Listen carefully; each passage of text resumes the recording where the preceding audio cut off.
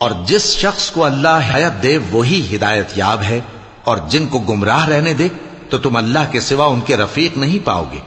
اور ہم ان کو قیامت کے دن اوندھے منہ، اندھے، گونگے اور بہرے بنا کر اٹھائیں گے، اور ان کا ٹھکانہ دوزخ ہے۔ جب اس کی آگ بجھنے کو ہوگی تو ہم ان کو عذاب دینے کے لیے اسے اور بھڑکا دیں گے۔ یہ ان کی سزا ہے، اس لیے کہ وہ ہماری آیتوں سے کفر کرتے تھے اور کہتے تھے کہ جب ہم مر کر بوسیدہ ہڈیاں اور ریزہ ریزہ ہو جائیں گے تو کیا از سر نو پیدا کیے جائیں گے؟ کیا انہوں نے نہیں دیکھا کہ اللہ جس نے آسمانوں اور زمین کو پیدا کیا ہے اس بات پر قادر ہے کہ ان جیسے لوگ پیدا کر دے، اور اس نے ان کے لیے ایک وقت مقرر کر دیا ہے جس میں کچھ بھی شک نہیں۔ تو ظالموں نے انکار کے سوا اسے قبول نہ کیا۔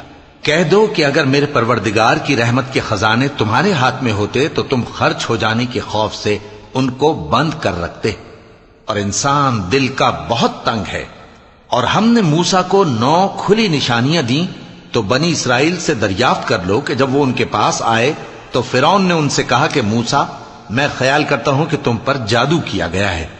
انہوں نے کہا کہ تم یہ جانتے ہو کہ آسمانوں اور زمین کے پروردگار کے سوا اس کو کسی نے نازل نہیں کیا، اور وہ بھی تم لوگوں کے سمجھانے کو۔ اور اے فرعون، میں خیال کرتا ہوں کہ تم ہلاک ہو جاؤ گے۔ تو اس نے چاہا کہ ان کو سرزمین مصر سے نکال دے، تو ہم نے اس کو اور جو اس کے ساتھ تھے سب کو ڈبو دیا، اور اس کے بعد بنی اسرائیل سے کہا کہ تم اس ملک میں رہو سہو۔ پھر جب آخرت کا وعدہ آ جائے گا تو ہم تم سب کو جمع کر کے لے آئیں گے۔ اور ہم نے اس قرآن کو سچائی کے ساتھ نازل کیا ہے، اور وہ سچائی کے ساتھ نازل ہوا۔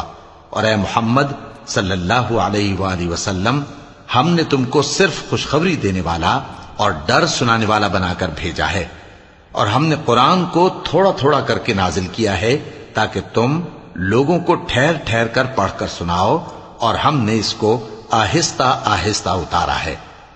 کہہ دو کہ تم اس پر ایمان لاؤ یا نہ لاؤ، یہ فی نفس ہی حق ہے۔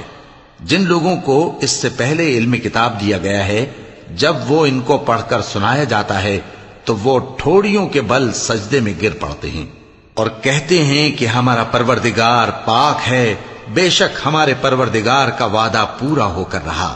اور وہ ٹھوڑیوں کے بل گر پڑتے ہیں اور روتے جاتے ہیں، اور اس سے ان کو اور زیادہ عاجزی پیدا ہوتی ہے۔ چونکہ آیت سجدہ تلاوت کی گئی ہے لہذا سامعین کو سجدہ واجب ہے۔